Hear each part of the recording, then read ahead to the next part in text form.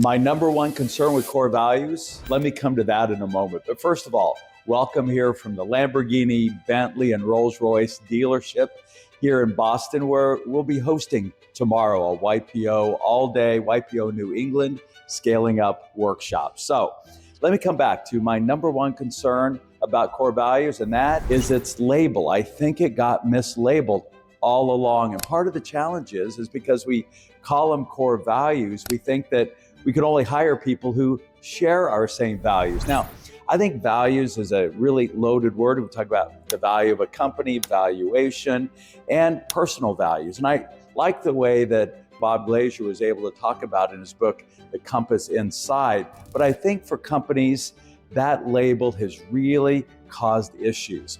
And so I think a better label is the rules. And it was Scott Fuqua, the co-founder of Atlassian, who really turned me on to this about a year ago. He said, look, core values are not the same as culture. And look, I always thought they were equivalent. Your culture is a reflection, and of course it is, of your core values, but they're different. He said, look, our 5 core values, and he calls them those 5 rules that they discovered back in 2005 at 50 employees, have not changed now that they have 14,000 yet. He said it's the culture of his Sydney office, which is much different than the culture of his Amsterdam office, San Francisco, or Latin America. He's got 7 different locations. And so I was looking for what might be an equivalent analogy, and I want to come back to professional sports teams. Again, it's not going to be a sport if it doesn't have both boundaries. We've talked about the role of brand promises and rules. And no matter what the culture of the team is or the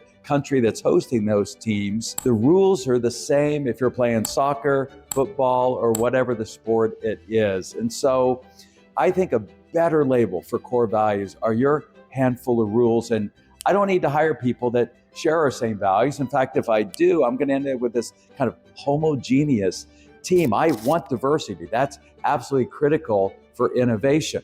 All I need you to do is agree to play by our rules. And the minute I've mentioned that in our recent CEO boot camps, that has freed up the leadership to better understand the role that these core values play. And that's why you've got to give out a yellow card or a red card.